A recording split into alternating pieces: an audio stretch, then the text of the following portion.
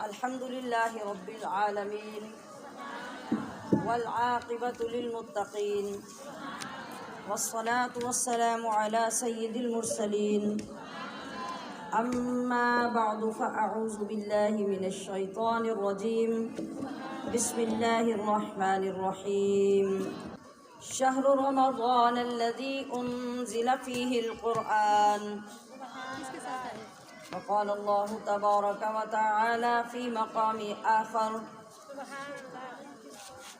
قل لا أسألكم عليه أجرا إلا المودة في القربى صدق الله مولانا العظيم وبلغنا رسوله النبي الكريم الأمين إن الله وملائكته يصلون على النبي يا أيها الذين آمنوا صلوا عليه وسلموا تسلیما الحمد للہ علی احسانہ۔ ہر سال کی طرح پہلے ہی ہفتے میں بڑی بارگاہ میں حاضری نصیب ہو رہی ہے، اور وہ بڑی بارگاہ کون سی ہے؟ جس بارگاہ کی حاضری کے لیے، جس بارگاہ کے ادب کے لیے، جس بارگاہ کی عظمت و حشمت کے لیے قیامت میں تمام انبیاء بھی ادب سے کھڑے ہو جائیں۔ وہ کس کی بارگاہ ہے؟ وہ دختر رسول حضرت سیدہ زہرا بطول ام الحسنین سیدہ فاطمہ الزہرا سلام اللہ تعالی علیہا کی ذات ہے۔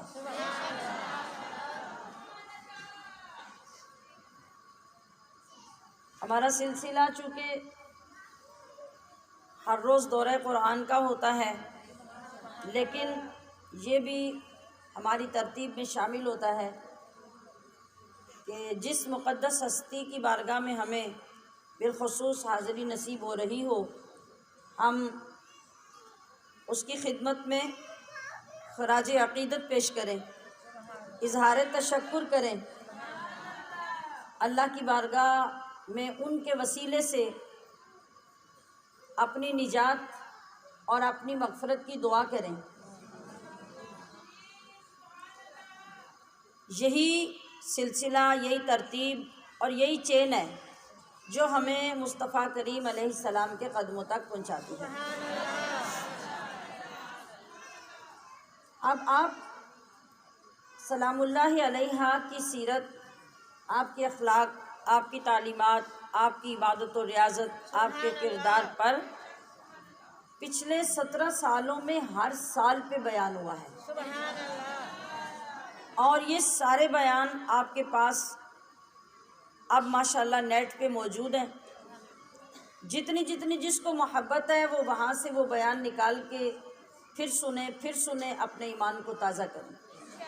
ہم اپنے ٹائم لمٹ میں رہتے ہوئے آپ کی بارگاہ میں عقیدتوں کے خراج بھی پیش کریں گے، اور لا ریب کتاب کی تلاوت سے بھی ان لمحات کو یاد کریں گے جن لمحات میں یہی قرآن سیدہ فاطمہ کے سامنے جبریل آ کے حضور کے ساتھ پڑھا کرتے۔ اب چونکہ ہم نے دوہری برکتیں حاصل کرنی ہیں، سعادتیں سمیٹنی ہیں، اس لیے ہم ٹائم کے اعتبار سے دونوں چیزوں کو لے کر چلیں گے۔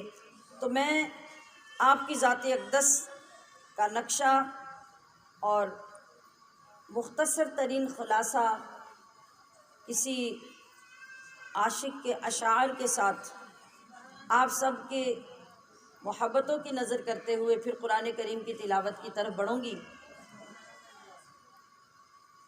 تو سیدۃ النساء العالمین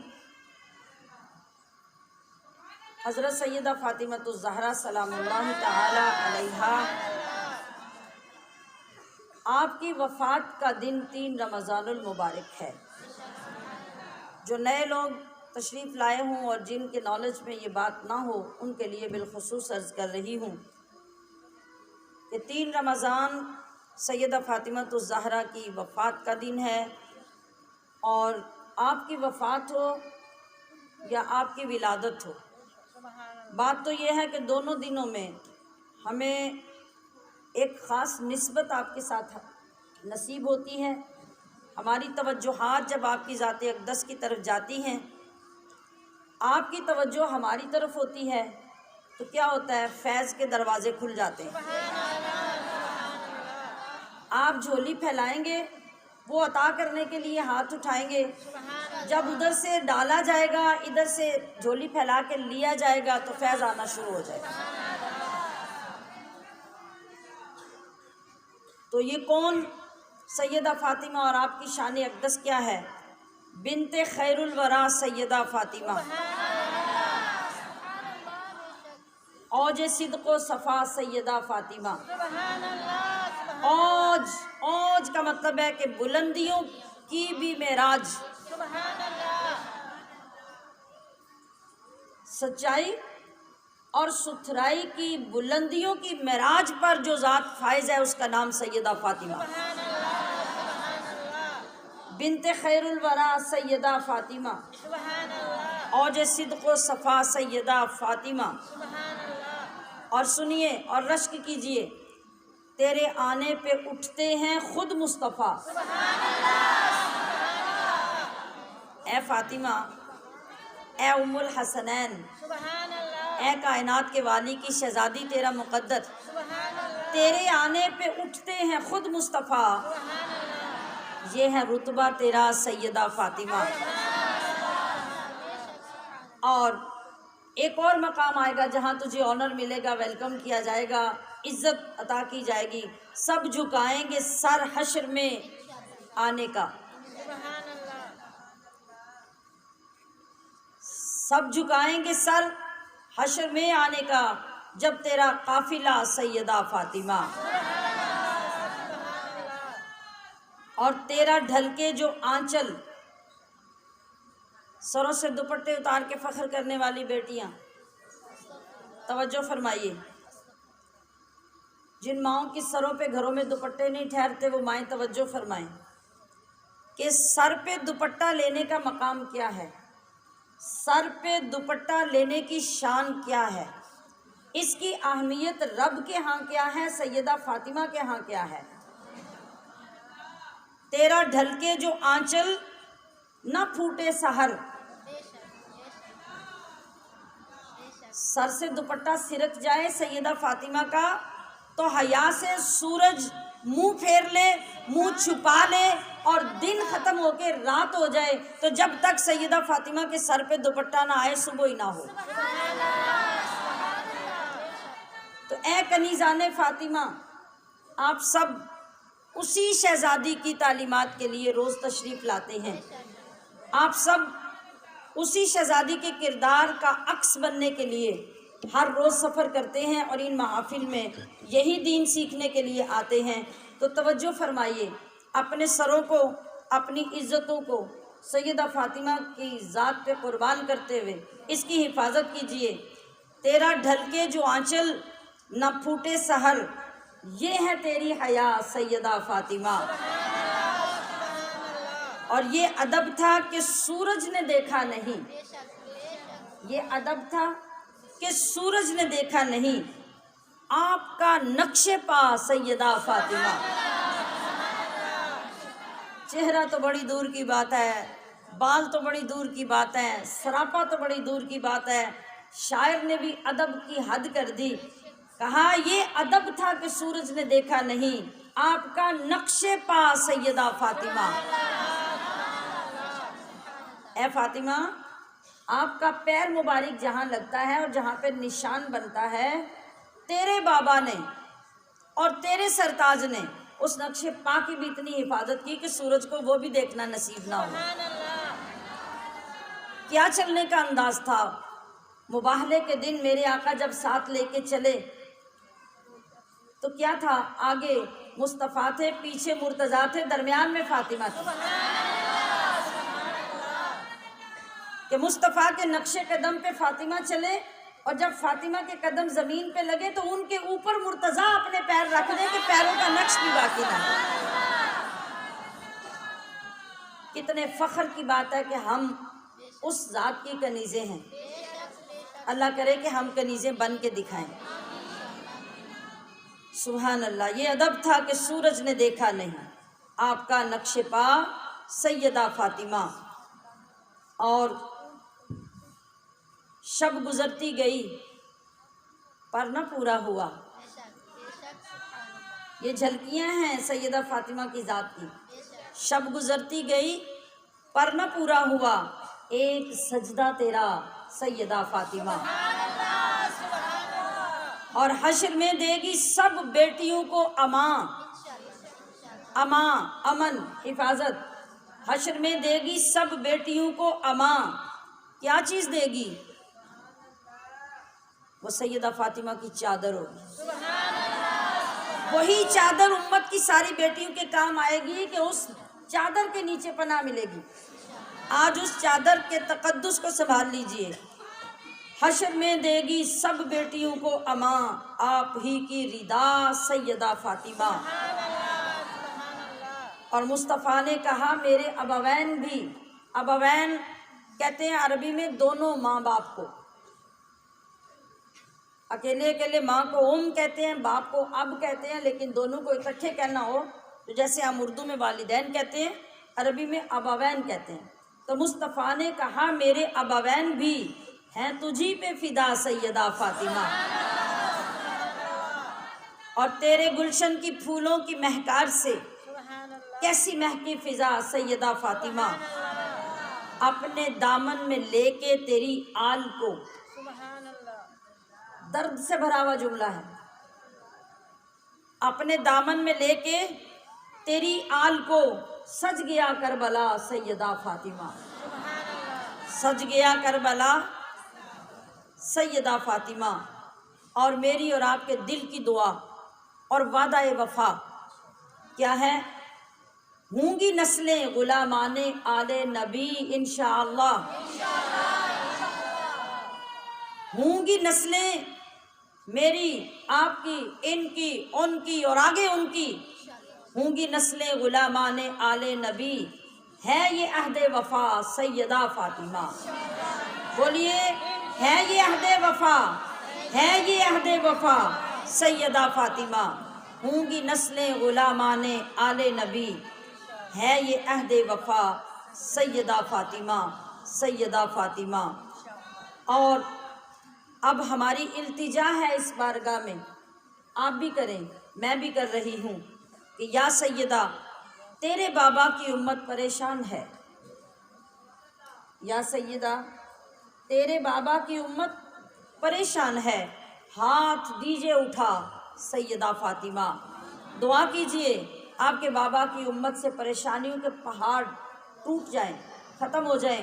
ہم آپ کو آپ کی لجپالی کا واسطہ دیتے ہیں کہ تیرے بابا کی امت پریشان ہے، ہاتھ دیجئے اٹھا سیدہ فاطمہ، سیدہ فاطمہ، سیدہ فاطمہ، ہوں گی نسلیں غلامان آل نبی، ہے یہ عہد وفا سیدہ فاطمہ۔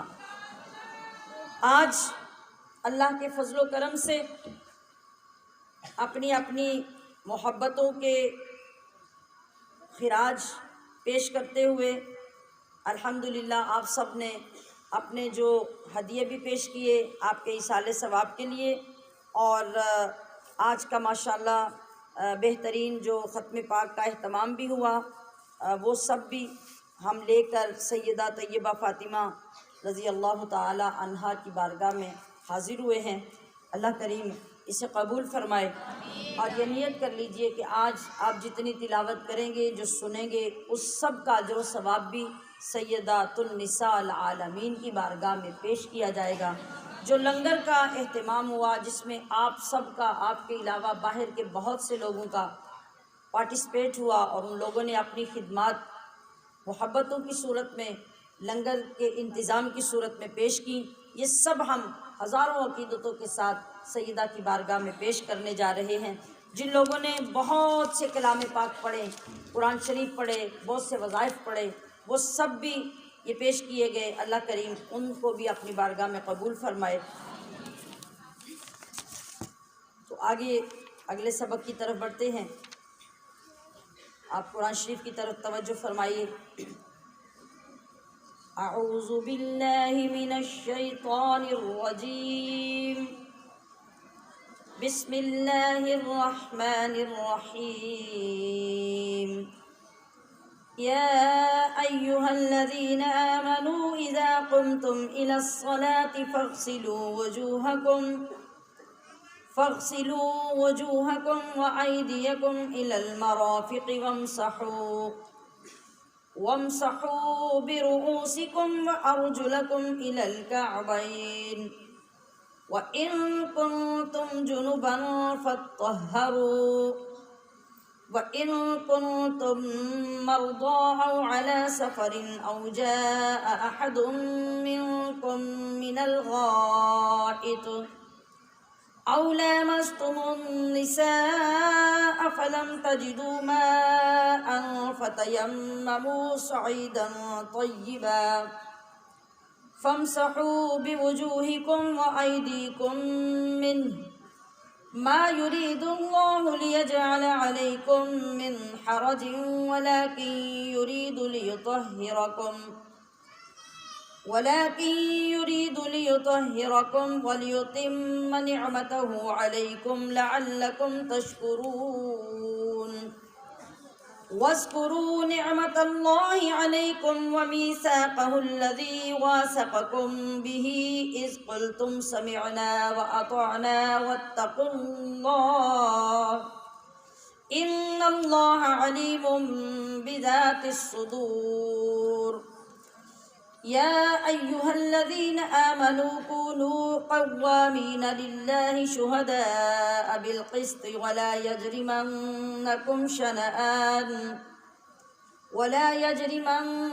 شنآن قوم على ألا تعدلوا اعدلوا هو أقرب للتقوى واتقوا الله إن الله خبير بما تعملون۔ وعد الله الذين آمنوا وعملوا الصالحات لهم مغفرة وأجر عظيم، والذين كفروا وكذبوا بآياتنا أولئك أصحاب الجحيم۔ يا أيها الذين آمنوا اذكروا نعمة الله عليكم إذ هم قوم أن يبسطوا إليكم أيديهم فكف أيديهم عنكم واتقوا الله وعلى الله فليتوكل المؤمنون۔ صدق اللہ مولانا العظیم۔ جی، آپ کو یاد ہے کہ ہماری کل والی تفسیر میں سے کتنا حصہ رہتا ہے؟ بتائیں گے کون سی آیت سے شروع ہونا ہے؟ جی، چوتھی شروع کرنی ہے۔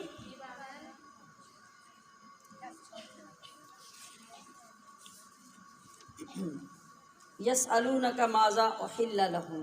جی، آپ سے پوچھنے کا مطلب یہ ہے کہ آپ سب کی توجہ ادھر ہو جائے، آپ کو یاد آ جائے کہ ہم نے کل کا سبق تھوڑا سا جو چھوڑ دیا تھا وہ کتنا تھا اور کہاں تک آپ نے سنا تھا۔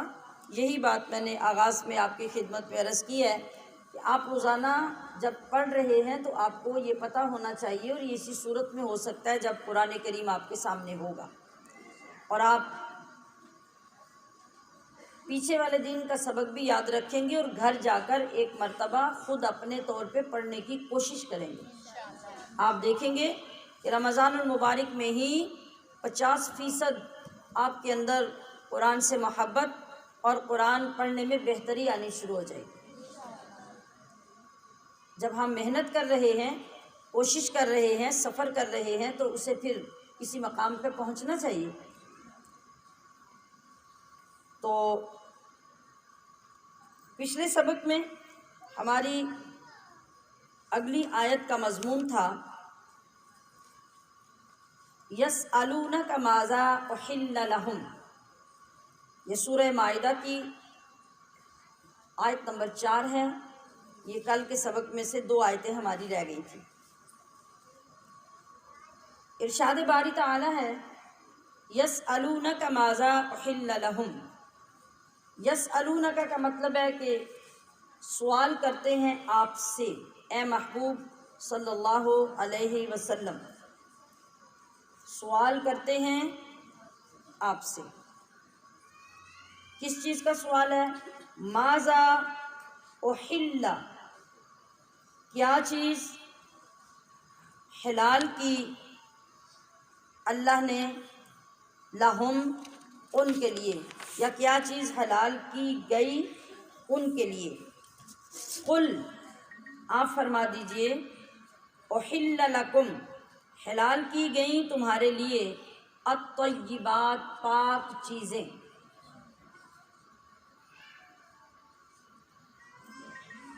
وما علمتم اور وہ جنہیں تم نے سدھا لیا ہو. سدھانا کیا ہوتا ہے؟ کسی جانور کو کچھ سکھا کے اس کو کیا کر لینا، کیا کرتے ہیں اس کو کیا کہتے ہیں آپ؟ جب کسی جانور کو کچھ سکھا کے آپ تیار کرتے ہیں اسے کہتے ہیں کہ یہ سدھایا ہوا جانور ہے. کوئی بھی جانور آپ پالتے ہیں، طوطے کو لے لیں، وہ طوطے کو جو آپ بولی سکھاتے ہیں نا وہ سدھایا ہوا ہوتا ہے. شکاری کتے کو آپ شکار کرنا سکھا لیتے ہیں تو وہ اس کے خلاف نہیں کرتا، یہ سدھایا ہوا ہوتا ہے. کسی بھی جانور کو آپ کوئی خاص کام سکھا دیتے ہیں اور وہ آپ کے اشارے پہ ویسے کرتا ہے تو وہ کیا ہوتا ہے؟ وہ سدھایا ہوا ہوتا ہے. تو یہاں کہا گیا وما علمتم، اور جن جانوروں کو تم نے سدھا لیا ہو، من الجوارح جو زخم دینے والے جانور ہیں ان میں سے. زخم دینے والے جانور وہی جو شکار کو جا کے پکڑتے ہیں، حملہ کرتے ہیں اور پھر اس کو چھوڑ دیتے ہیں. مالک نے ایسے ہی سکھایا ہوتا ہے کہ اس کو مارنا نہیں، حرام نہیں کرنا، حلال رہنے دینا ہے. پھر شکاری جا کے پکڑے گا اور اس کو ذبح کر دے گا تو وہ جانور حلال ہو جائے گا. تو سمجھایا گیا کہ یہ جانور، ان جانوروں کا کھایا ہوا بھی تمہارے لیے حلال ہے.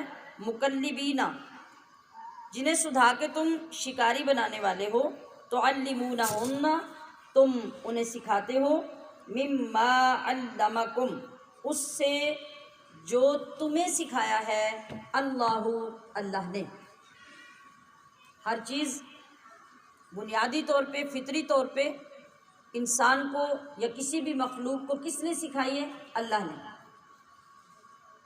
آپ کو بات کی سمجھ آ رہی ہے؟ جی، اللہ نے سکھائی ہے. کوئی بھی چیز جو پیدا ہوتی ہے، مخلوق کوئی بھی ہے، اس کی زندگی اور اس کی نیچر کے مطابق اس کو جو علم ہوتا ہے وہ اللہ سکھاتا ہے. ایک مثال میں نے پہلے بھی کئی بار دی کہ مرغی انڈوں پہ بیٹھتی ہے. آپ مرغی کے نیچے انڈے رکھتے ہیں. آپ کے گھر میں 2-4 انڈے بطخ کے بھی تھے، آپ نے وہ انڈے بھی مرغی کے نیچے رکھ دیے. بچے نکلے تو بطخ کے انڈوں میں سے بطخ کے بچے نکلے اور مرغی کے انڈوں میں سے مرغی کے انڈے نکلے. اب ایک ماں تھی جو دونوں انڈے سینچ رہی تھی. یہ فرق نہیں آیا کہ بطخ کے انڈوں میں سے بھی مرغی کے بچے نکل آتے، دونوں بچے الگ الگ نکلے. اب بچے ذرا سنبھلے، چلنے پھرنے کے قابل ہوئے. مرغی ان کو لے کے نکلی سیر سپاٹے کے لیے. باہر نکلی تو آگے تالاب تھا. جی، آگے تالاب تھا. مرغی خود بھی ڈر گئی اور اس کے بچے بھی یوں یوں یوں یوں پیچھے پیچھے ہونے لگے. لیکن وہ جو 4 بچے بطخ کے انڈے سے نکلے تھے، چاروں نے چھلانگیں ماری اور پانی کے اندر. کتنی خوبصورت تعلیم ہے اللہ کی. اللہ نے ان کو پیدا ہوتے ہی بتا دیا کہ تم مرغی کے بچے نہیں ہو، تمہاری فطرت پانی میں رہنا ہے، تم بطخ کے بچے ہو. اب پیچھے سے مرغی سکھا کے لائی تھی کہ یہ تمہارے کزن ہیں، یہ اور ہیں، تم ان کے کزن ہو، تم اور ہو، یہ پانی میں جائیں گے تم نہیں جاؤ گے. مرغی تو بیچاری خود ڈر گئی. لیکن وہ جو اللہ نے سکھایا تھا وہ علم خود بخود جو بطخ کے بچوں کے اندر تھا وہ پانی کو دیکھتے ہی چھلانگے مار کے پانی میں چلے گئے۔ تو ہر چیز ہر مخلوق کو کون سکھاتا ہے؟ اللہ سکھاتا ہے۔ پھر آگے اس سیکھے ہوئے میں انسان جب کوشش کرتا ہے تو اس میں ترقی ہوتی چلی جاتی ہے اور وہ آگے بڑھتا جاتا ہے۔ تو فَكُلُوا مِمَّا، کھاؤ اس میں سے، امسکنا، جس کو پکڑ کر وہ روک رکھیں۔ کون؟ شکاری جانور، شکاری کتے جن کو آپ نے ہلایا ہوا ہے، وہ شکار کو پکڑ کر دبوچ کے رکھ لیتے ہیں۔ مالک نے ان کو سکھایا ہوا ہے کہ ان کو مارنا نہیں، چیرنا پھاڑنا نہیں، وہ چھوڑ دیتے ہیں مالک کے لیے۔ اور اللہ فرما رہا ہے کہ فَكُلُوا، اب وہ جن کو تم نے سکھایا تھا، ان کتوں نے جو شکار پکڑا ہے اور تمہارے لیے روک کے رکھا ہے، تو تم اس کو جا کے پکڑو، وَاذْكُرُوا، اور ذکر کرو، اسم اللہ علیہ، اس پکڑے ہوئے جان پہ اللہ کا نام کا، یعنی کیا ذکر کرو؟ تکبیر پڑھو، سبحان اللہ کہہ لیجیے، اللہ کی کتنی بڑی قدرت۔ ذرا سوچیے اس کے نظام کتنے ہیں، اور یہ سب کچھ بندے کے لیے ہے۔ اس پہ جا کے تکبیر پڑھو، اگرچہ وہ کتے نے پکڑا تھا لیکن کتا شکاری تھا اور اس نے اتنا پکڑا جتنا اسے سکھایا گیا تھا۔ اب جا کے اس پہ تکبیر پڑھو، وہ پکڑا ہوا جانور، وہ شکار تمہارے لیے حلال ہے۔ وَاتَّقُوا اللَّهَ، اور اللہ سے ڈرتے رہو، ان اللہ سریع الحساب، کہ بے شک وہ بہت جلد حساب لینے والا ہے۔ ڈرتے رہو کا مطلب کیا ہے؟ یعنی جتنی جتنی حد اللہ نے تمہیں بتائی ہے اور جتنی جتنی حد تمہارے لیے جائز رکھی ہے، اس سے آگے مت بڑھنا، اور یہ مت سوچنا کہ اتنی چھوٹ اس نے دی تھی تو اتنی ہم پاس سے پیدا کر لیں۔ نہیں، اللہ کا حساب بڑی جلدی ہونے والا ہے اور تمہارے اندر طاقت نہیں کہ اللہ کے سامنے کھڑے ہو کے حساب دے سکو، لہٰذا ڈر کے رہنا، ڈر کے، کہیں حد سے تجاوز مت کرنا۔ پیچھے تو آپ یہ دیکھیے کہ اللہ پاک نے فرمایا کہ تمہارے لیے جو بھی چیزیں حلال کی گئی ہیں وہ سب طیبات ہیں، پاکیزہ۔ تو اے انسان ذرا سوچ کہ تیرا رب تجھے کتنا پاک رکھنا چاہتا ہے، تجھ سے کتنی محبت کرتا ہے کہ کوئی ناپاک گندی چیز تیرے قریب آنا بھی پسند نہیں کرتا۔ اس نے جتنی چیزیں تیرے لیے حلال رکھی ہیں وہ ساری طیبات ہیں، وہ سب پاک ہیں۔ اور پاک چیزیں ہمیشہ، جو نفیس آدمی ہے، جو اچھی طبیعت کا مالک ہے، وہ کبھی کوئی گندی چیز نہیں کھاتا، اور جن کو کھانے پینے سے غرض ہوتی ہے ان کو جو ملے وہ کھاتے جاتے ہیں۔ آپ دیکھیں کہ 10 بندے بیٹھے ہوئے ہیں نا، ہوٹل میں، ریسٹورنٹ میں بھی بیٹھے ہوئے ہیں، کہیں ریڑھی والے کے پاس جا کے کھڑے ہو گئے تو جو ملے گا وہ کھاتے جائیں گے۔ ان میں 1-2 بندہ ایسا ہوگا کہ وہ کہے گا کہ یار یہ بھی کوئی چیز کھانے والی ہے، میں نے تو کبھی اسے چکھا بھی نہیں۔ تو کیا ہوتا ہے کہ طبیعتیں جتنی صاف ہوتی ہیں، جتنی نفیس ہوتی ہیں، اتنی نفیس اور پاک چیزوں کو پسند کرتی ہیں۔ تو اللہ سے بڑا نفیس کون ہے؟ اللہ سے زیادہ شاندار مزاج رکھنے والا کون ہے؟ تو جو اس کا مزاج تھا، جو اس کی نفاست تھی، اس نے وہ حصہ اپنے مسلمان بندوں کو دیا اور کہا کہ میں نے تمہارے لیے بھی نفیس، پاک، طیب چیزیں پسند کی ہیں۔ اب بندہ اگر خود ناپاکی کی طرف بڑھتا رہے تو اس کا کیا علاج ہے؟ جی، اب آگے جو میں نے تھوڑی سی بات عرض کی کہ جو شکاری کتا جو شکار کرتا ہے، اس کا حکم کیا ہے کہ اس کو پہلے اچھی طرح سدھا لو، اس کو اچھی طرح سکھا لو، جب وہ تیار ہو جائے گا تو پھر اس کا پکڑا ہوا جانور حلال ہے۔ اگر اس میں سے کتے نے صرف پکڑ کے رکھا اور تمہارے پہنچنے تک وہ پکڑا ہوا جانور اگر مر بھی گیا تب بھی وہ حلال ہے، تب بھی وہ حلال ہے۔ ہاں، اگر اس نے چیرا پھاڑا، کچھ حصہ بیچ میں سے کھا لیا، پھر وہ جانور آپ کے لیے حرام ہو جائے گا، پھر حلال نہیں رہے گا۔ یہ شکار تک کے طریقے اللہ نے قرآن میں آپ کو سکھا دیا۔ اللہ کے شان پر قربان ہوئیے اور اللہ سے محبت کا ایک قدم اور بڑھائیے کہ جس کو ہماری کتنی فکر ہے۔ اب یہاں چند باتیں سن لیجئے شکار کے حوالے سے کہ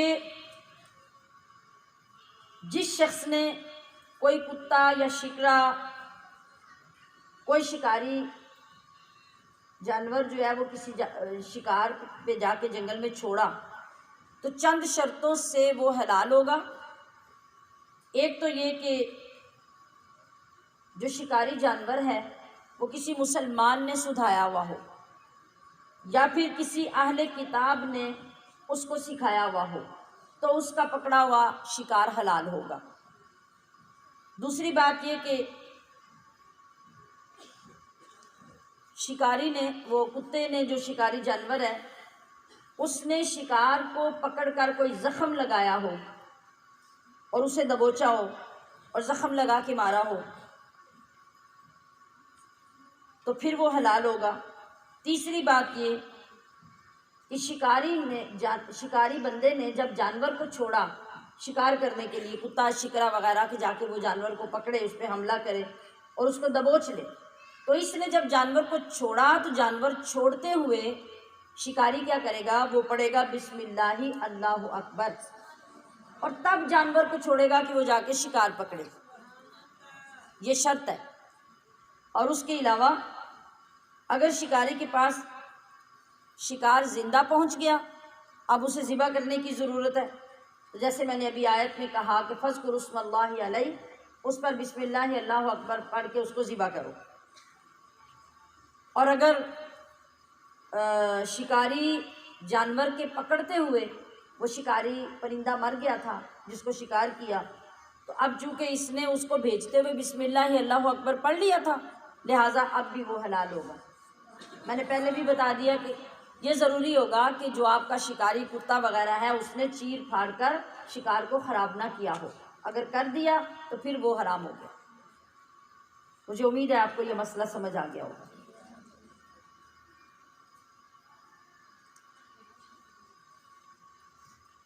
آگے ارشاد ہوا الیوم احل لکم الطیبات، اللہ فرما رہا ہے کہ آج حلال ہوئی تمہارے لیے پاک چیزیں۔ آج کب؟ آج 3 رمضان کو؟ کیا مراد ہے آج سے؟ پیچھے سبق کو یاد کریں کل والے کو، الیوم اکملت لکم دینکم واتممت علیکم نعمتی وردیت لکم الاسلام دینا۔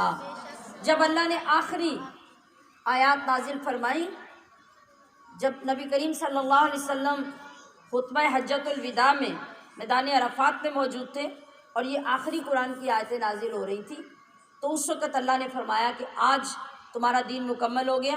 مکمل ہونے کا مطلب ہے کہ اب قیامت تک لوگ اسی قرآن سے ہدایت لیں گے، کوئی اور نئی چیز نہیں آئے گی۔ یہ اس دن کی بات ہو رہی ہے، آج دین مکمل ہو گیا، اور یہی بات آگے آ رہی ہے کہ الیوم احل لکم الطیبات، اور آج میں نے تمہارے لیے پاک چیزوں کو حلال کر دیا۔ اور وطعام الذین، اور کھانا ان لوگوں کا بھی حلال کر دیا، اوتوا الکتاب، جن کو کتاب دی گئی، جن کو کتاب، میں اس پہ ابھی عرض کرتی ہوں، آپ کی بہت ساری کنفیوژن ابھی دور ہو جائے گی۔ حل لکم، تمہارے لیے حلال ہے، وطعامکم، اور تمہارا کھانا، حل لہم، اہل کتاب کے لیے حلال ہے، والمحصنات، اور پاک دامن عورتیں، من المؤمنات، مومن عورتوں میں سے، والمحصنات، اور پاک دامن عورتیں، من الذین، ان میں سے، اوتوا الکتاب، جن کو کتاب دی گئی، من قبلکم، تم سے پہلے، اذا، جب، آتیتموہن، تم انہیں دو، اجورہن، ان کے مہر، حق کے مہر، محسنین، نکاح کی قید میں لاتے ہوئے، غیر مصافحین، نہ کہ مستی نکالتے ہوئے، یعنی ناجائز اور حرام عورتوں سے تعلق پیدا کر کے بدکاری کرنے کے لیے نہیں، بلکہ نکاح کر کے نیک نیتی سے ان کو نکاح کی قید میں لاتے ہوئے جب تم مہر مقرر کرو تو ان کو مہر دو۔ اور کسی بھی عورت سے تعلق بنانا یا اس کے ساتھ شادی کرنا کس لیے؟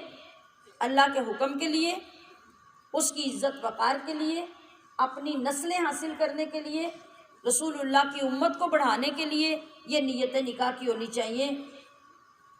ولا متخذی اخدان، اور نہ یہ کہ عورتوں کے ساتھ چوری چھپے معاشقے چلائے جائیں، ان سے حرام دوستیاں کی جائیں، آشنا بنائے جائیں، ایسی نیت اللہ کے ہاں قطعاً نہ قابل قبول ہے، نہ قابل تعریف ہے، بلکہ یہ مردود ہے۔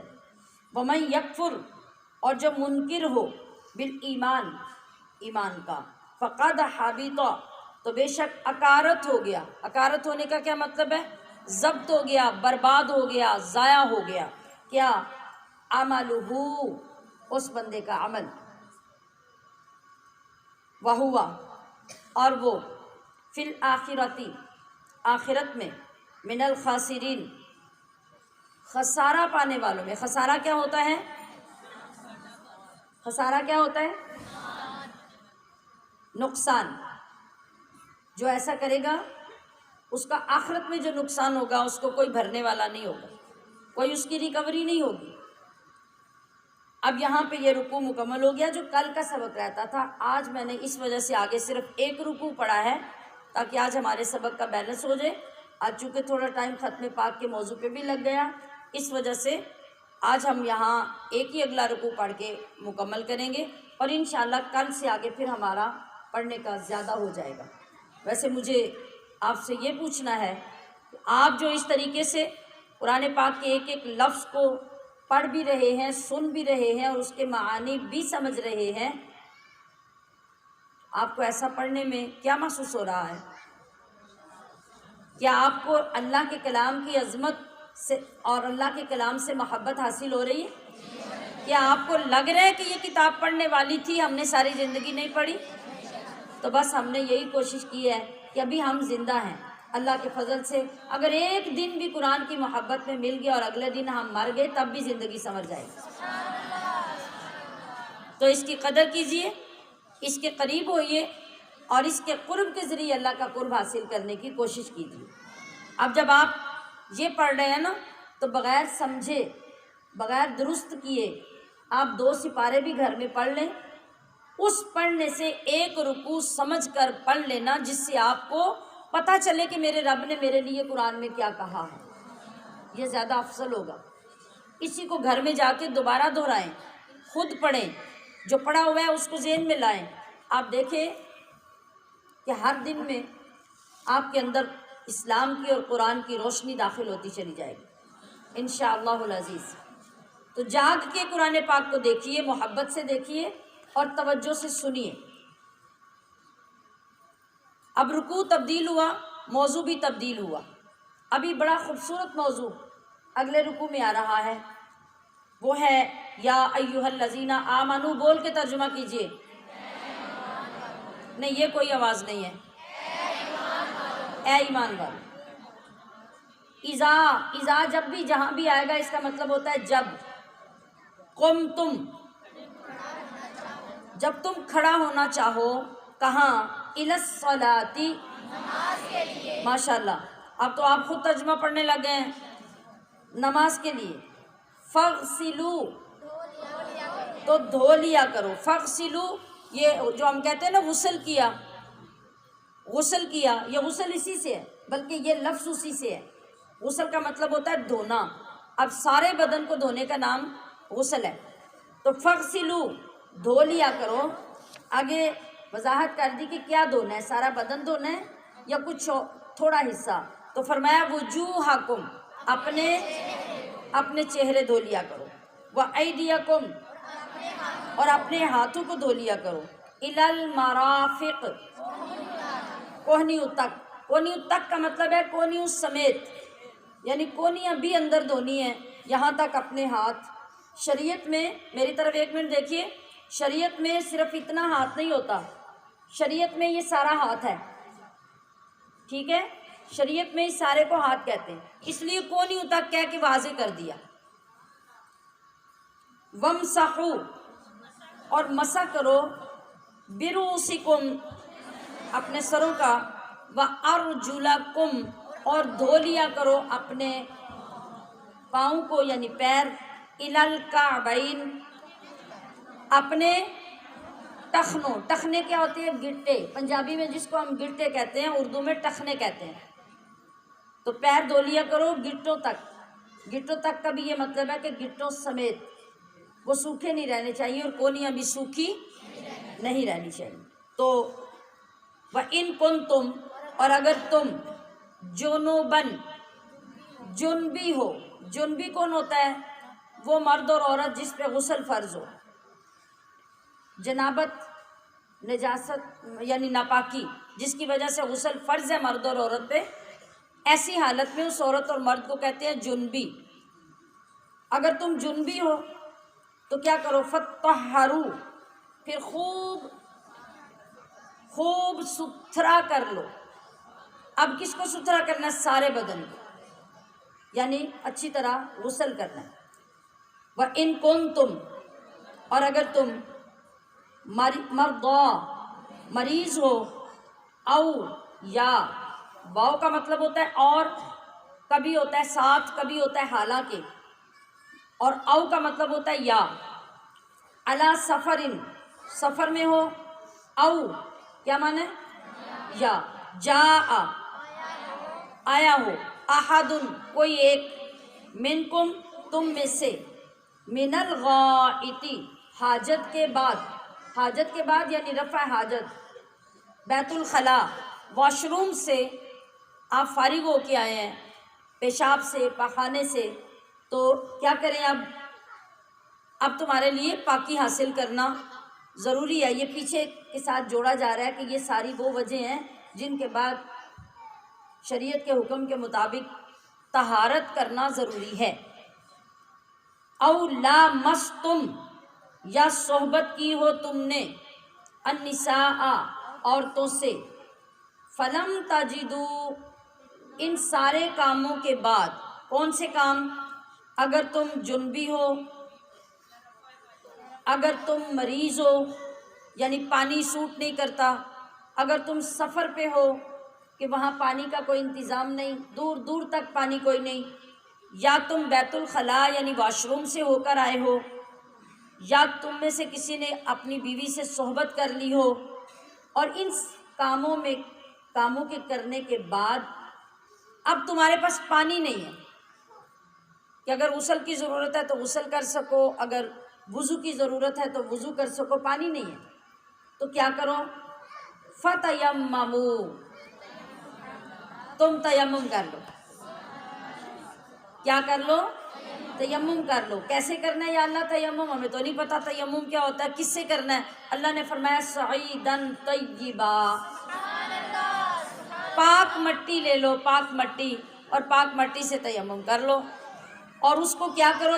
اس کو گھول کے لگانا نہیں ہے اوپر، بلکہ فَامْسَحُوا بِوُجُوهِكُمْ مٹی کے اوپر ہاتھ پھیر کے، یعنی مسح کی طرح، فَامْسَحُوا کا مطلب ہے مسح کی طرح ہاتھ پھیر کے ان کو جھاڑو اور اپنے چہروں پہ یوں کر لو۔ وَأَيْدِيكُمْ مِنْ اور اسی مٹی کے اوپر ہاتھ لگا کے اپنے ہاتھ کا میں نے بتا دیا نا کہ یہ یہاں تک شریعت میں ہاتھ ہے، کونی تک، اور اپنے ہاتھوں پر بھی۔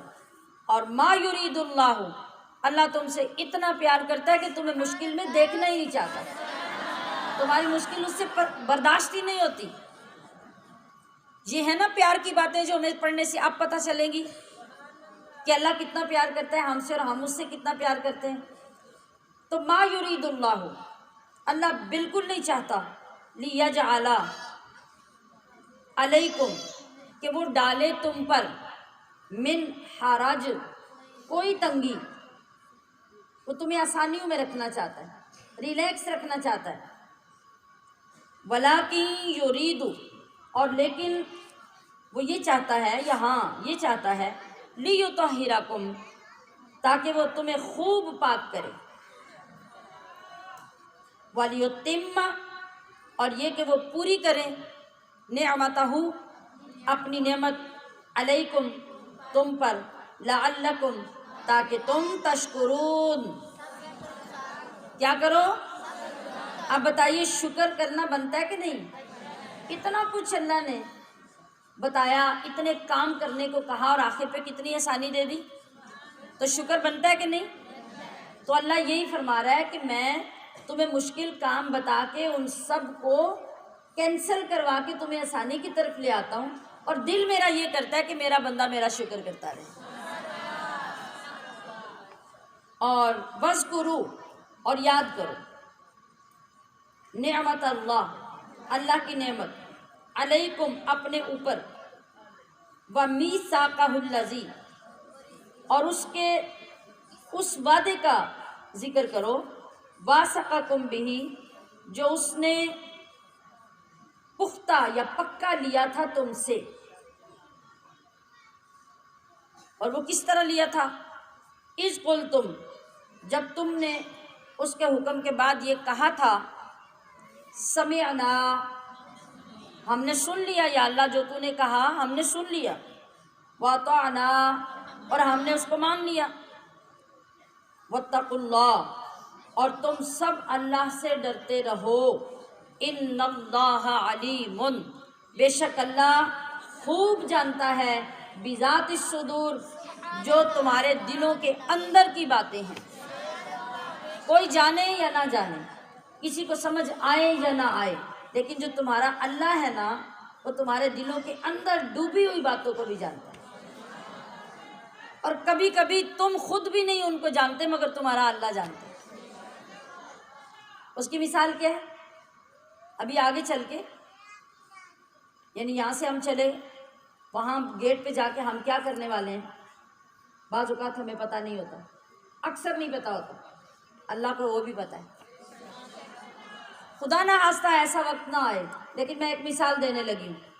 آپ یہاں سے نکلے، نیکی کی، محفل سنی، مسائل سنے، قرآن سنا، بڑے نیک بنے، نیکی اکٹھی کی، یہاں سے اٹھے، گیٹ پہ گئے، کسی کی سونے کی انگوٹھی گر گئی تھی وہاں پہ، اور اس کو پتہ نہیں چلا، آرام سے نظر بچا کے اٹھائی، پرس میں ڈالی، گھر چلے گئے۔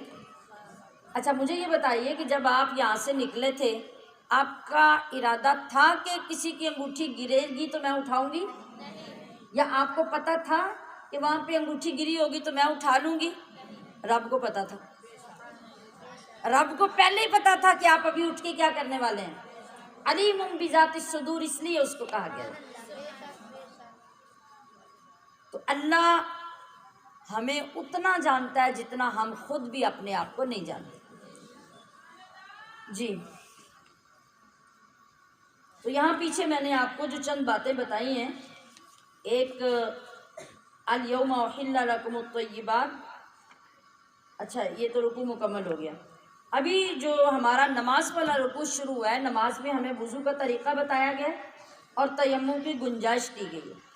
یہاں آپ دیکھیے، میں نے آپ کو یہ بتایا کہ اذا قمتم الی الصلاۃ فاغسلوا وجوہکم، چہرے دھو لو اپنے، ایک بات، وایدیکم، اور اپنے ہاتھ کونیوں تک دھو لو، دو باتیں، وامسحوا برؤوسکم، سروں کا مسح کر لو، تین باتیں، وارجلکم الی الکعبین، گٹوں تک اپنے پیر دھو لو، کتنی باتیں ہو گئی؟ پیچھے والے لوگ بھی بولے کتنی باتیں؟ کتنی باتیں؟ چار۔ یہ جو قرآن کے اندر سے چار باتیں ہمیں ملی ہیں نا وضو کی، ان کو کہتے ہیں وضو کے فرض۔ کیا کہتے ہیں؟ وضو کے فرض۔ یہ اچھی طرح یاد رکھ لیجیے۔ اب اگر آپ سے کوئی سوال کرے کہ وضو کے فرض کتنے ہیں، آپ کیا جواب دیں گے؟ چار۔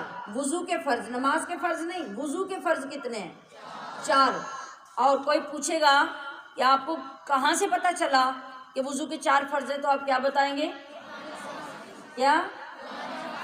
میری خیال سے قرآن پاک سے۔ جی، اب قرآن پاک میں یہ کہاں لکھا ہے؟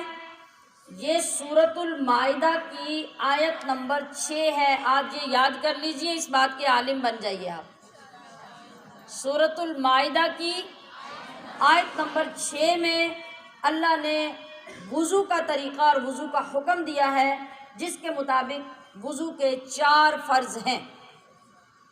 اب آپ دوبارہ گھر جا کے دہرا لیجئے اور اس کو یاد کر لیجئے۔ اب جو باقی رہ گئی بات، جیسے ہم وضو کرتے ہیں، وہ کیا ہے؟ وہ سنت طریقہ ہے۔ یہ فرض باتیں تھی، ان فرضوں کو ترتیب دے کر جب مصطفیٰ کریم نے ہمیں وضو کر کے دکھایا تو وہ سنت بن گئی۔ وضو کا جو فرض ہے، وضو کے فرائض جو ہیں وہ یہاں ہیں، آیت نمبر 6 سورۃ المائدہ میں۔ ان کو ترتیب کیسے دینا ہے، کس طریقے سے کرنا ہے، امپلیمنٹ کیسے کرنا ہے، جب وہ مصطفیٰ کریم نے کر کے ہمیں دکھایا تو وہ طریقہ سنت بن گیا۔ آپ دیکھیں نا، اللہ نے فرمایا تھا کہ یہاں تک ہاتھ دھو، وَأَيْدِيَكُمْ إِلَى الْمَرَافِقِ، تو نبی کریم صلی اللہ علیہ وسلم نے کیا کیا؟ اور جہاں اللہ نے فرمایا کہ فَاغْسِلُوا وُجُوهَكُمْ، سب سے پہلے اپنا منہ دھو، ہم کیسے وضو کرتے ہیں؟ ہم سب سے پہلے منہ دھوتے ہیں؟ سب سے پہلے کونیاں دھوتے ہیں؟ نہیں۔ کیوں نہیں کرتے ایسے؟ اس لیے کہ رسول اللہ صلی اللہ علیہ وسلم نے جب اس حکم کے مطابق وضو فرمایا تو آپ نے سب سے پہلے اتنے ہاتھ دھو کے ہاتھوں کو مطلب صاف کیا، پھر اس کے بعد مزید طہارت کے لیے، پاکی کے لیے، نفاست کے لیے آپ نے کلی کی، ناک میں پانی ڈال کے اس کے اندر سے جراثیم نکالے، پھر اس کے بعد آپ نے چہرہ مبارک دھویا۔ اب چہرہ دھلا تو پھر اس کی ترتیب پر بھی عمل ہو گیا قرآن پر۔ اب وَأَيْدِيَكُمْ إِلَى الْمَرَافِقِ، چہرہ دھونے کے بعد حضور علیہ السلام نے پھر اب یہاں تک کونیوں تک سارے بازو دھوئے۔ اس کے بعد وَامْسَحُوا بِرُؤُوسِكُمْ، پھر آپ نے مسح کیا، وَأَرْجُلَكُمْ إِلَى الْكَعْبَيْنِ، پھر آخر پہ آپ نے اپنے پیر مبارک دھوئے۔ اور دھونے کے بعد پہلی بار جب وضو کیا، دھونے کے بعد آپ علیہ السلام نے فرمایا کہ صحابہ یہ میرا اور مجھ سے پہلے نبیوں کا وضو ہے۔ اب جب اس کے اندر طریقہ مصطفیٰ کا داخل ہوا، امپلیمنٹ آپ نے کر کے دکھایا، تو وہ سارا طریقہ کیا بن گیا؟ سنت۔ اور سارے وضو کے اندر فرض کتنے ہیں؟ 4، اور 4 وہ فرض ہیں جو آج آپ نے پڑھے۔ مجھے امید ہے کہ بڑے اچھے سے آپ نے وضو کا یہ مسئلہ سمجھ لیا ہوگا۔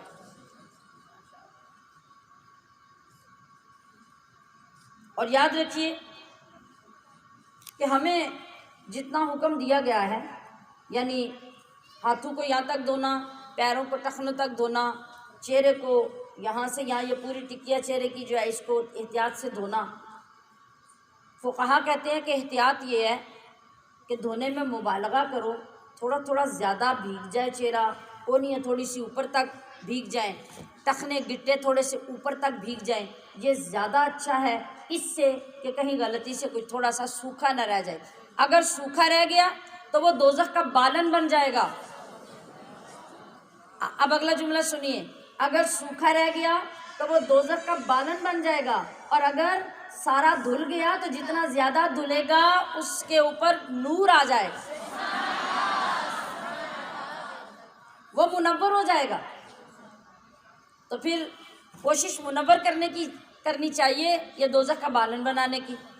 اس لیے وضو میں احتیاط کے ساتھ یہ سارے ارکان ادا کرنا یہ بہت افضل اور بہت ضروری ہے۔ جی، اس کے بعد اگلی آیت میں کیا ہے کہ تم لوگ یاد کرو اللہ کی نعمت کو اپنے اوپر اور اس پکے وعدے کو جو تم نے کیا، اور وہ سننے کے بعد، وعدہ کرنے کے بعد تم نے کہا تھا کہ یا اللہ ہم نے سن بھی لیا، ہم نے مان بھی لیا۔ یہ کون سی بات ہے؟ اس میں اشارہ ہے ایک تو صحابہ اکرام کو اللہ نے وہ پکا وعدہ اور ان کا کیا ہوا وعدہ یاد دلایا کہ احسان اور نعمت تمہارے اوپر یہ ہے کہ اللہ نے تمہیں کافروں مشرکوں میں سے مسلمان بنایا۔ اتنا بڑا کرم اور نعمت ہے۔ اور پھر یہ کہ تمہارے لیے اللہ نے شریعت کے احکام کو آسان کر دیا۔ پھر تمہارے اوپر اور نعمت کیا نازل کی کہ ساری کائنات کی زمین کو مصطفیٰ کے صدقے تمہارے لیے مسجد بنا دیا۔ جہاں مرضی پاک صاف خشک زمین پہ مصلی بچھا کے نماز پڑھو، رب قبول کرے گا، اور جہاں سے مرضی پلاٹ خرید کے جا کے مسجد بنا لو، مسجد بن جائے گی۔ کتنا بڑا احسان ہے۔ ایک تو اس طرف اشارہ ہے، دوسرا یہ کہ جو رسول اللہ صلی اللہ علیہ وسلم کے دست اقدس پہ بیعت کرتے ہوئے بیعت عقبہ کی رات میں اور بیعت رضوان میں تم نے میرے مصطفیٰ سے جو وعدے کیے ان وعدوں کو یاد کرو۔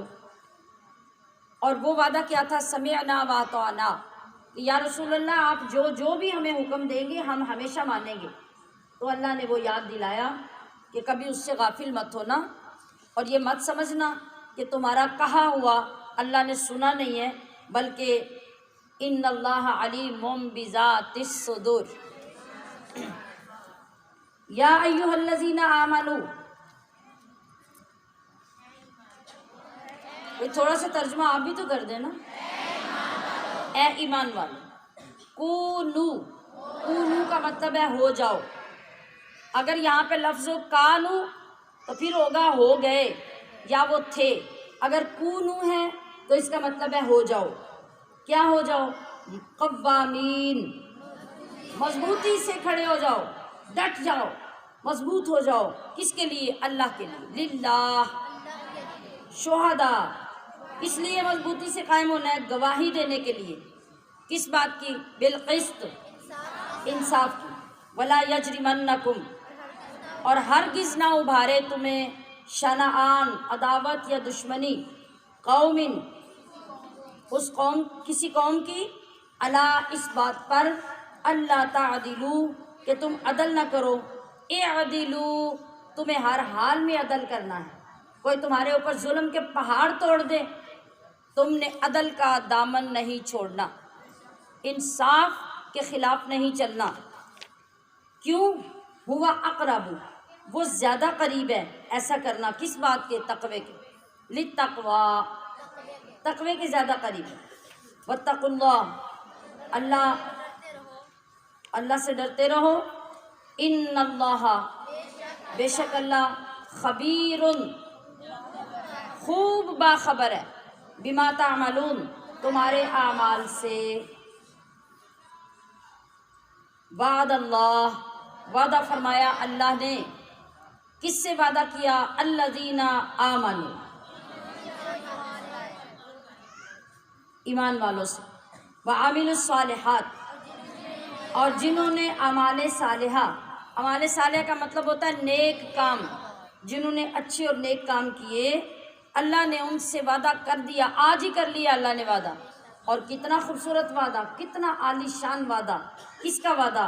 لہم، ان کے لیے، مغفرتن، بخشش کا سرٹیفکیٹ دے دیا، کہا ان کے لیے بخشش ڈن ہے۔ وَأَجْرٌ عظیم، اور اجر عظیم بھی ان کے لیے آج سے تیار ہو گیا۔ والذین کفروا، اب دوسرے گروہ کی بھی سن لو، اور جنہوں نے کفر کیا، وَكَذَّبُوا، اور جھٹلایا، بِآیاتِنَا، ہماری آیتوں کو، اولئک، یہ وہی لوگ، اصحاب الجحیم، دوزخی ہیں، دوزخی، ان کے لیے کوئی گنجائش نہیں ہے۔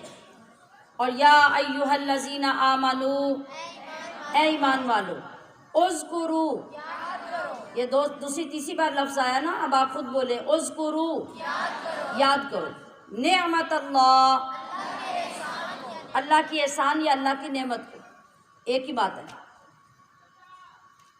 کس پر؟ علیکم، تم اپنے اوپر یاد کرو کہ اللہ نے کون کون سے احسان تمہارے اوپر کیے ہیں۔ اذ ہم، جب مضبوط ارادہ کر لیا تھا، قوم نے، قوم نے، ان یبسطوا، کہ وہ بڑھائیں، الیکم، تمہاری طرف، ایدیہم، اپنے ہاتھ، یعنی بڑھائیں اپنے ہاتھ کا مطلب کیا ہے کہ تمہارے ساتھ زیادتی کریں، تمہیں پکڑیں۔ فکفا، تو اللہ نے مدد کی اور ان کے ہاتھ وہیں پہ روک دیے۔ ایدیہم، ان کے ہاتھوں کو، انکم، تم سے، یعنی تمہاری طرف ہاتھ بڑھنے ہی نہیں دیے۔ واتقوا اللہ، اور اللہ سے ڈرتے رہو۔ وعلی اللہ، اور اللہ پر ہی، فلیتوکل، چاہیے کہ توکل کریں، المؤمنون، ایمان والے۔ تو جس وقت ہمیں اللہ کی ذات اقدس پر توکل نصیب ہو جائے گا تو بڑی سے بڑی مشکل اور بڑی سے بڑی مصیبت بھی ہمارے لیے آسان ہو جائے گی، بشرطے کہ ہمیں اللہ سے محبت ہو جائے اور ہمیں اللہ کی ذات کے ساتھ توکل حاصل ہو جائے، ہمارا یقین کامل ہو جائے اور ہم یہ سمجھ لیں کہ جو بھی ہمارے ساتھ ہو رہا ہے وہ لازماً ہمارے بھلے کے لیے ہے، بالآخر ہمیں ہی اس کا فائدہ پہنچے گا۔ پیچھے آیت میں کہا گیا کہ اللہ نے ان لوگوں سے وعدہ کیا ہے جو ایمان لائے ہیں اور جنہوں نے نیک اعمال کیے ہیں۔ نیک اعمال کی ترغیب دی ہے یہاں پہ کہ نیک اعمال کرنا آپ کو جنت کے اعلیٰ درجات پہ لے جاتا ہے، نیک اعمال کرنا آپ کو اللہ کی بخشش اور مغفرت کے قابل کر دیتا ہے۔ اس ترغیب کے لیے نبی کریم صلی اللہ علیہ وسلم کی ایک حدیث مبارکہ سنیے۔ حضرت معاذ بن جبل فرماتے ہیں کہ نبی علیہ الصلوۃ والسلام کے ساتھ میں ایک سفر میں تھا، یعنی سفر میں جیسے قافلہ جا رہا ہے تو میں اس قافلے کے اندر تھا۔ تو اس سفر میں جو کئی دنوں کا سفر تھا، چلتے چلتے میں حضور کے قریب چلا گیا اور جب قریب ہوا تو میں نے عرض کی، یا رسول اللہ صلی اللہ علیہ وسلم، مجھے آپ ایسا عمل بتائیے جو مجھے جنت میں داخل کرے اور جہنم سے دور کر دے۔ تو نبی علیہ الصلوۃ والسلام نے ارشاد فرمایا، اے معاذ، تو نے مجھ سے بہت بڑی بات کا سوال کر دیا ہے، یعنی ایک ہی سوال میں بہت بڑی بات پوچھ لی ہے تو نے۔ البتہ جس کے لیے اللہ آسان فرما دے اس کے لیے آسان ہے۔ آپ دیکھیے نبی علیہ السلام کے احساس دلانے کا طریقہ، کہا معاذ ایک جملے میں جو بات تم نے پوچھی ہے یہ کوئی چھوٹی سی بات نہیں کہ تو کرے تو جنت میں چلا جائے، یہ تو بہت بڑی بات ہے جو تم نے پوچھ لی، لیکن سن، جس کے لیے اللہ آسان کر دے تو اس کے لیے یہ بہت بڑی بات بھی آسان ہو جاتی ہے۔ اور فرمایا کہ جنت میں جانے کے لیے، آپ توجہ سے سنیے، ہے ارادہ جنت میں جانے کا؟ تو جنت کی ٹکٹ لینی پڑتی ہے نا، تو ٹکٹ لینے کے لیے نبی علیہ السلام نے معاذ بن جبل کو بتا دیا کہ یہ ٹکٹ ہوگی تو جنت میں چلے جاؤ گے۔ تو کیا کرنا شروع کر دو؟ سب سے پہلے یہ کہ اللہ کی عبادت شروع کر دو، کسی کو اس کے ساتھ شریک مت ٹھہراؤ، نماز قائم کرو، زکوٰۃ ادا کرو، رمضان کے روزے رکھو، بیت اللہ کا حج کرو۔ پھر ارشاد فرمایا کہ میں تمہیں نیکی کے دروازے نہ بتا دوں؟ پہلے تو نیکیاں بتائی نا، پہلے نیک عمل بتائے، اب کہا کہ ان کے دروازوں کا پتہ بھی نہ بتا دوں کہ کون کون سے دروازے ہیں ان کے، کن کن سے گزر کے تم جا سکتے ہو۔ فرمایا کہ روزہ ڈھال ہے تمہارے اور دوزخ کے درمیان، ایک آڑ بن جائے گا، اور صدقہ، اگر صدقہ دو گے تو وہ گناہوں کو اس طرح بجھا دیتا ہے جیسے پانی آگ کو بجھا دیتا ہے، اور رات کے درمیانی حصے میں اٹھ کر انسان کا نماز پڑھنا بھی گناہوں کو بجھا دیتا ہے۔ پھر ارشاد فرمایا میں تمہیں ساری چیزوں کا سر، سرا، ستون اور ان کی کوہان، یعنی ان کی سب سے جو ٹاپ کی چیز ہے وہ نہ بتا دوں؟ انداز دیکھیے نا میرے آقا کا، کریمانہ انداز، مشفقانہ انداز، کہ میں تمہیں یہ بھی نہ بتا دوں، یہ بھی نہ بتا دوں، تمہیں آسانیاں ہوتی چلی جائیں اور تمہارے لیے سب کرنا پاسبل ہو جائے۔ تو معاذ کہتے ہیں میں نے عرض کی، یا رسول اللہ ہاں ضرور بتائیے۔ فرمایا تمام چیزوں کا سر اسلام ہے، اسلام کے بغیر کوئی عبادت تمہاری قبول نہیں ہے۔ اور پھر اس کا ستون یعنی اسلام کا ستون نماز ہے، اور اسلام کی کوہان یعنی ٹاپ وہ جہاد کرنا ہے اللہ کی راہ میں۔ اچھا اب آگے پھر فرمایا، یہ بتانے کے بعد پھر کہا کہ میں تمہیں ان ساری چیزوں کی ایک ہی اصل نہ بتا دوں؟ عرض کی یا رسول اللہ کیوں نہیں، آپ ضرور ارشاد فرمائیے۔ اب مجھے دیکھنا پڑے گا، آپ کو میری طرف دیکھیے۔ آپ نے ارشاد فرمایا میں نے جتنی چیزیں آپ کو بتائی ہیں معاذ، اگر تم ان سب کی اصل کہ جس کی وجہ سے تم یہ کر سکتے ہو تمہیں وہ نہ بتا دوں، ایک ہی بات میں بات ختم ہو جائے، تو عرض کی یا رسول اللہ ضرور بتائیے۔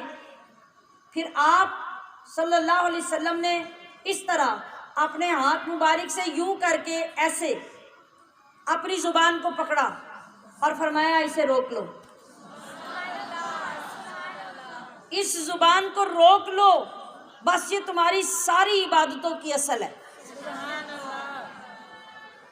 اگر تم نے اس پہ عمل کر لیا تو سب کچھ کرنا تمہارے لیے آسان ہو جائے گا۔ سبحان اللہ۔ اور پھر اس کے اگینسٹ میں آگے جو کفار کے لیے فرمایا وہ آپ نے سن لیا کہ کافروں کا حشر کیا ہوگا، اور مومن کی چھوٹی چھوٹی نیکیاں اس کو کتنی بلندیوں پر لے جائیں گی۔ اللہ رب العزت ہمیں اپنی اس مقدس کتاب کے ایک ایک لفظ کو محبت سے سننے، سمجھنے اور اس پہ عمل کرنے کی توفیق عطا فرمائے، اور یہ خدمت جو قرآن کریم کی اللہ پاک ہم سے لے رہا ہے اسے قیامت تک جاری و ساری فرمائے۔ وما علیہ الا البلاغ المبین۔